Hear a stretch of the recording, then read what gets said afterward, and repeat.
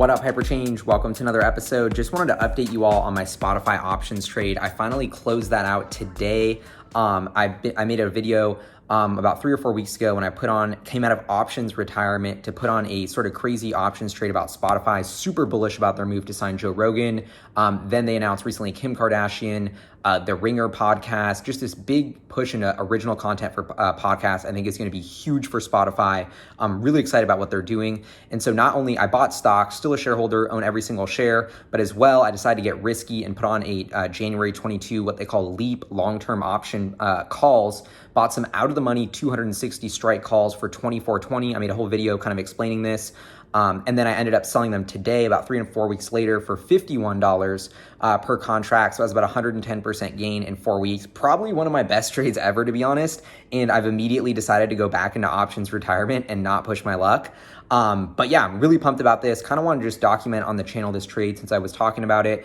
But for those option, for the educational piece, I think what here's really interesting is, I bought the $260 strike expiring January 2022. So I was expecting the stock, it had to at least hit 260 for me to be in the money, had to at least hit 284 for me to break even. Yet the stock now rallied about 30 to 40%. From when I bought the option, about 186. Now it's about 236 when I sold it.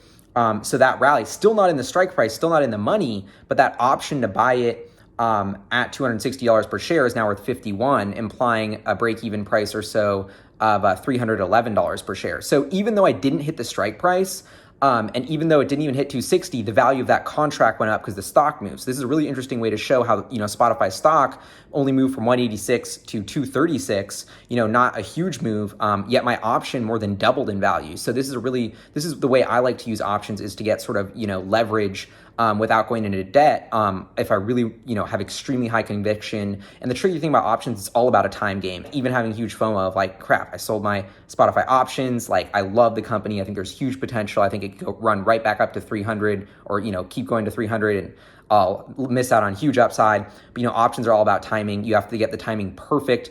That's like the main thing you're buying when you're buying the option is that time premium. And so every day that goes by, that option loses a little bit of value if that stock's not going up. Especially if you're out of the money. And so I think it's just really risky to hold an option position long term. And so that was kind of my thinking behind, okay, a huge move happened. A lot of that value re-rating that was my thesis was realized. I'm going to cash out and just take those gains. So feeling good about that. But with Spotify in general, huge believer in the company, obsessed with the story, love the CEO, and plan on holding my Spotify stock, which I bought also around 186 per share. I haven't sold a single share and don't plan on selling a share for a long time. So still going to be a shareholder, still want to cover the company and their business things, but had to do this option trade to make a little money. In some ways, I got extremely lucky because they announced a partnership exclusively with Kim Kardashian, as well as a partnership exclusively with Marvel, DC, or I don't know if it's Marvel, but DC Comics, Warner Bros, to create exclusive content around Batman and superheroes. And so 2 huge exclusive podcast partnerships right after Joe Rogan. That also helped catapult the stock. I also saw a really interesting new feature today about an in-app podcast ad that I'm putting in the HyperChange newsletter for Patreons. But this was really, I think, a really, really interesting sort of new monetizing advertising unit for Spotify, and shows that they're trying to double and triple down in helping creators monetize podcasts, which is a huge pain point. So not only are they getting that original content for the podcast, exclusive Joe Rogan, Kim K, Warner Bros, The Ringer for sports, but they're also innovating on ways for those podcasts to actually help monetize that audience and make money. I think there's a lot going in behind the scenes here, and long term, even though Spotify's rallied significantly, I still think they trade at a discounted price sales to where I would value the company. And so that's why I'm staying long on the equity. But anyway, wanted to update you on the options, got super lucky, was able to cash out, and I'm back in option retirement.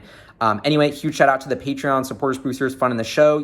They're going to get an email later today because it's Monday. I send out the Patreon newsletter every week. You're missing out. You should probably have FOMO if you're not signed up for that already. Anyway, I'll see y'all next time. Peace.